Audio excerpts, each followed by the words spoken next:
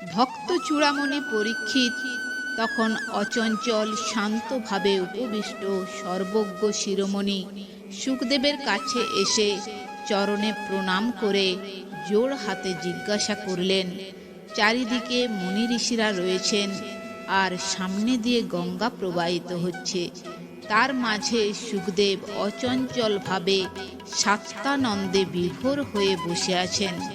এই অবস্থায় পরীক্ষিত শুকদেবকে বললেন, আপনি দীনবৎসল, তাই আমার প্রতি কৃপা করে অতিথি রূপে আমার কাছে এসেছেন। যার কথা স্মরণ মাত্র গৃহস্থের কথা দূরে থাক, তাদের গৃহ পর্যন্ত তীর্থস্থানের মতো পবিত্রতা লাভ করে। আমি আজ তাঁর দর্শন এবং চরণ স্পর্শ লাভ করেছি।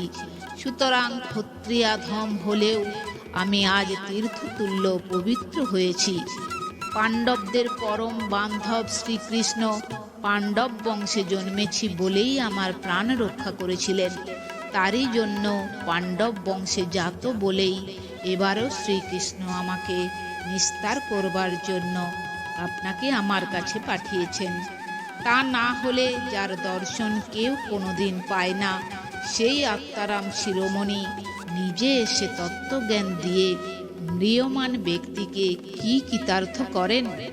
তাই আপনাকে জিজ্ঞাসা করছি, যোগীদেরও পরম গুরু সর্বসিদ্ধিদাতা আপনার যখন দর্শন লাভ করেছি, তখন আসন্ন মৃত্যু জীবের কর্তব্য কি তা না জিজ্ঞাসা করে থাকতে পারছি না।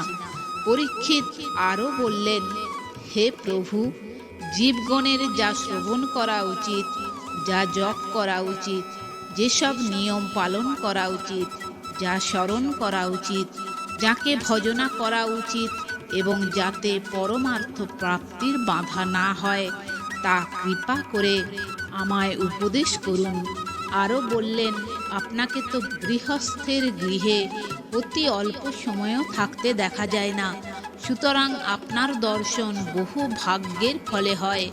পরীক্ষিতের প্রশ্ন, এই আসন্ন মৃত্যু সময়ে আমার কি কর্তব্য?